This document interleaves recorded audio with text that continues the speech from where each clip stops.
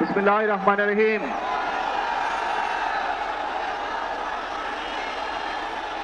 প্রিয় বাংলাদেশ,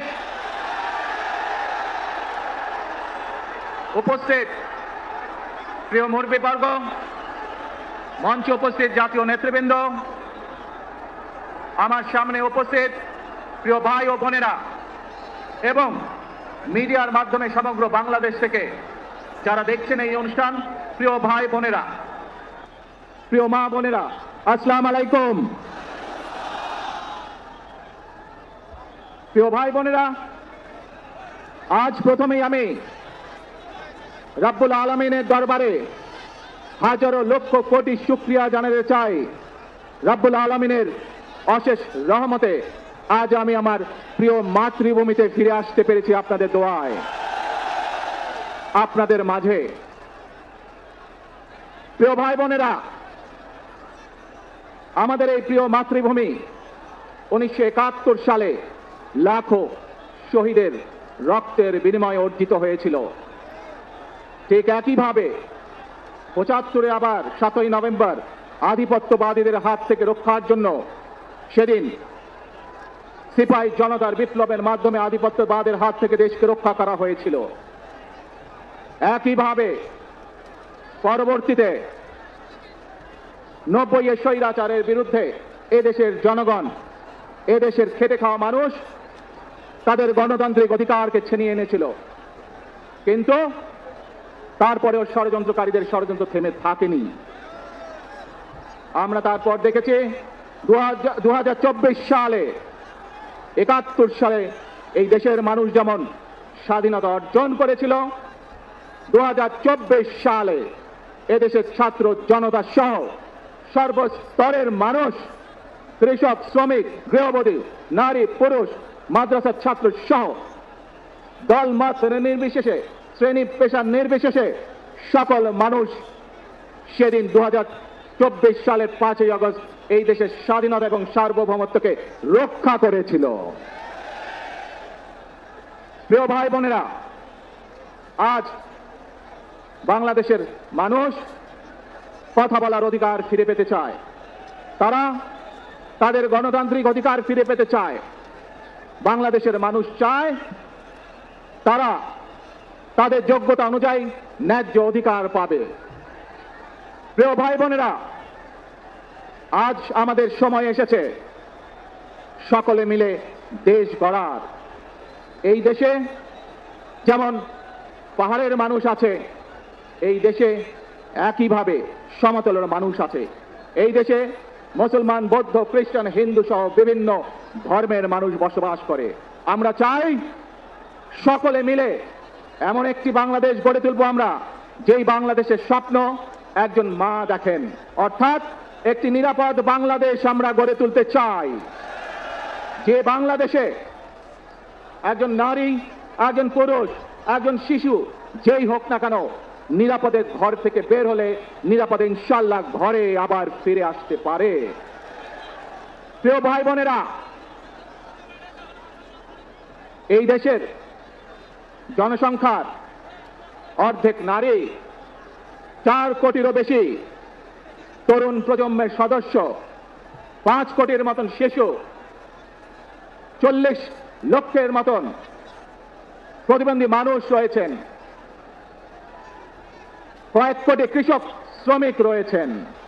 এই মানুষগুলোর একটি প্রত্যাশা আছে এই রাষ্ট্রের কাছে, এই মানুষগুলোর একটি আকাঙ্ক্ষা আছে এই দেশের কাছে। আজ আমরা সকলে যদি ঐক্যবদ্ধ হই, আজ আমরা যদি সকলে প্রতিজ্ঞাবদ্ধ হই, তাহলে আমরা এই লক্ষ কোটি মানুষের সেই প্রত্যাশাগুলো পূরণ করতে পারি ইনশাআল্লাহ। প্রিয় ভাই বোনেরা, 71 সালে আমাদের শহীদরা নিজের জীবন উৎসর্গ করেছিলেন এই রকম একটি বাংলাদেশ গঠনের জন্য। বিগত 15 বছর স্বৈরাচারের বিরুদ্ধে শত শত হাজারো গুম খুনের শিকার হয়েছে। শুধু রাজনৈতিক দলের সদস্য নয়, নিরীহ মানুষও প্রতিবাদ করতে গিয়ে অত্যাচার নির্যাতনের শিকার হয়েছে, জীবন দিয়েছে। 2024 সাল মাত্র সেদিনের ঘটনা। কিভাবে আমরা দেখেছি আমাদের তরুণ প্রজন্মের সদস্যরা কিভাবে নিজের জীবন উৎসর্গ করেছে দেশের এই স্বাধীনতা এবং সার্বভৌমত্বকে রক্ষা করার জন্য। প্রিয় ভাই বোনেরা, কয়েকদিন আগে এই বাংলাদেশের 24 আন্দোলনের এক সাহসী প্রজন্মের এক সাহসী সদস্য ওসমান হাদিকে হত্যা করা হয়েছে। ওসমান হাদি শহীদ হয়েছে। প্রিয় ভাই বোনেরা, ওসমান হাদি চেয়েছিল এই দেশের মানুষের জন্য গণতন্ত্র প্রতিষ্ঠিত হোক, এই দেশের মানুষের গণতান্ত্রিক অধিকার প্রতিষ্ঠিত হোক, এই দেশের মানুষ তাদের গণতান্ত্রিক এবং অর্থনৈতিক অধিকার ফিরে পা। আজ 24 আন্দোলনে যারা শহীদ হয়েছেন, ওসমান হাদি সহ 71 যারা শহীদ হয়েছেন, বিগত স্বৈরাচারের সময় বিভিন্নভাবে খুন গুমের শিকার হয়েছেন, এই মানুষগুলোর রক্তের ঋণ যদি শোধ করতে হয়, আসুন আমরা আমাদের সেই প্রত্যাশিত বাংলাদেশ গড়ে তুলব, যেখানে আমরা সকলে মিলে কাজ করব, যেখানে আমরা সকলে মিলে আমাদের প্রত্যাশিত বাংলাদেশকে গড়ে তুলব। প্রিয় ভাই বোনেরা, বিভিন্ন আধিপত্যবাদ শক্তির গুপ্তচরেরা বিভিন্নভাবে ষড়যন্ত্র এখন লিপ্ত রয়েছে। আমাদেরকে ধৈর্যশীল হতে হবে, আমাদেরকে ধৈর্য ধারণ করতে হবে। বিশেষ করে তরুণ প্রজন্মের যে সদস্যরা আছেন, আপনারাই আগামী দিন দেশকে নেতৃত্ব দিবেন, দেশকে গড়ে তুলবেন। এই দায়িত্ব তরুণ প্রজন্মের সদস্যদেরকে আজ গ্রহণ করতে হবে, যাতে করে এই দেশকে আমরা সুন্দরভাবে গড়ে তুলতে পারি। শক্ত ভিত্তির উপরে গণতান্ত্রিক ভিত্তি, শক্তিশালী অর্থনৈতিক ভিত্তির উপরে যাতে এই দেশকে আমরা গড়ে তুলতে পারি। প্রিয় ভাই বোনেরা, আমার সাথে আজকে মঞ্চে এখানে বহু জাতীয় নেতৃবৃন্দ বসে আছেন। আসুন আজকে আমরা দুহাত তুলে আল্লাহর দরবারে দোয়া করে আল্লাহর রহমত আমরা চাই। যে সকল জাতীয় নেতৃবৃন্দ এই মঞ্চে আছেন, মঞ্চের বাইরে যে সকল জাতীয় আরো নেতৃবৃন্দ আছেন, আমরা সকলে মিলে এই দেশকে নেতৃত্ব দিয়ে আমাদের বাংলাদেশের জনগণের প্রত্যাশিত সেই বাংলাদেশকে আমরা গড়ে তুলতে চাই। আমাদেরকে যে কোনো মূল্যে আমাদেরকে এই দেশের শান্তি শৃঙ্খলা রক্ষা করতে হবে। যে কোনো উস্কানির মুখে আমাদেরকে ধীর শান্ত থাকতে হবে। প্রিয় ভাই বোনেরা, আমরা দেশের শান্তি চাই, আমরা দেশের শান্তি চাই, আমরা দেশের শান্তি চাই। প্রিয় ভাই বোনেরা, মার্টিন লুথার কিং নাম শুনেছেন না আপনারা? নাম শুনেছেন তো আপনারা? মার্টিন লুথার কিং, তার একটি বিখ্যাত ডায়লগ আছে, আই হ্যাভ এ ড্রিম।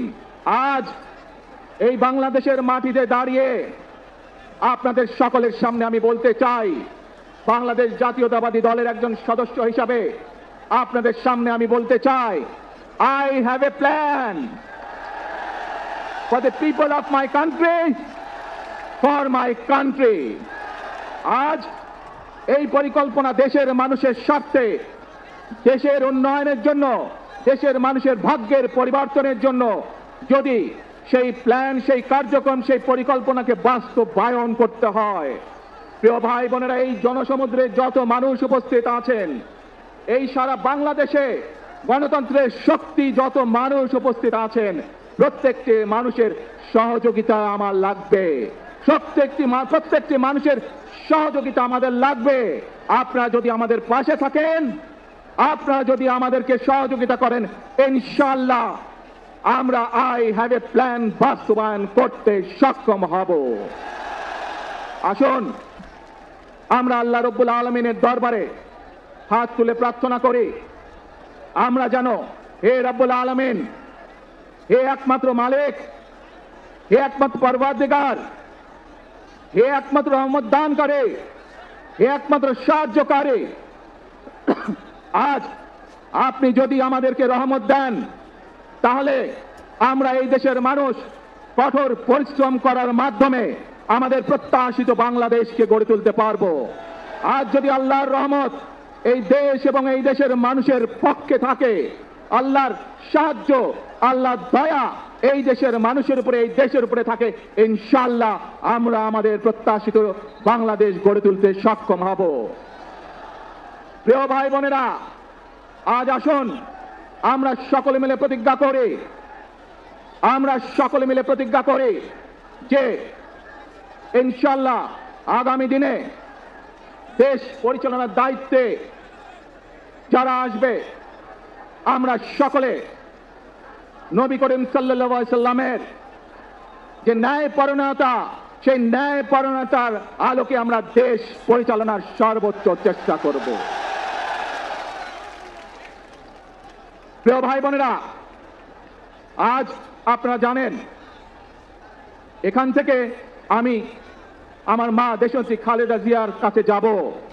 এই একটি মানুষ, যে মানুষটি এই দেশের মাটি, এই দেশের মানুষকে নিজের জীবনের থেকেও বেশি ভালোবেসেছেন, তার সাথে কি হয়েছে আপনারা প্রত্যেকটি মানুষ সে সম্পর্কে অবগত আছেন। সন্তান হিসাবে আপনাদের কাছে আমি চাইবো, আজ আল্লাহর দরবারে আপনারা দোয়া করবেন যাতে আল্লাহ ওনাকে তৌফিক দেন, উনি যাতে সুস্থ হতে পারেন। প্রিয় ভাই বোনরা, সন্তান হিসাবে আমার মন আমার মায়ের বিছানার পাশে পড়ে আছে সেই হাসপাতালের ঘরে, কিন্তু সেই মানুষটি যাদের জন্য জীবনকে উৎসর্গ করেছে, অর্থাৎ আপনারা এই মানুষগুলোকে, যাদের জন্য দেশনেত্রী খালেদা জিয়া জীবন উৎসর্গ করেছেন নিজের জীবন, সেই মানুষগুলোকে আমি কোনোভাবেই ফেলে যেতে পারি না। এবং সেজন্যই আজ হাসপাতালে যাবার আগে আপনাদের প্রতি সহ টেলিভিশনগুলোর মাধ্যমে যারা সমগ্র বাংলাদেশে আমাকে দেখছেন, আপনাদের সকলের কাছে কৃতজ্ঞতা প্রকাশ করার জন্য আজ আমি এখানে দাঁড়িয়েছি আপনাদের সামনে।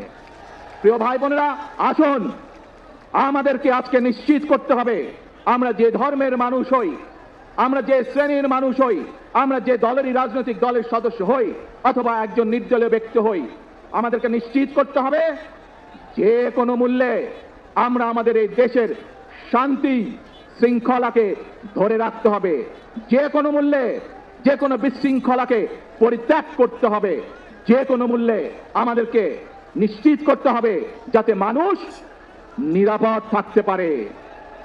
শিশু হোক, নারী হোক, পুরুষ হোক, যে কোনো বয়স, যে কোনো শ্রেণী, যে কোনো পেশা, যে কোনো ধর্মের মানুষ যেন নিরাপদ থাকে, এই হোক আমাদের চাওয়া আজকে।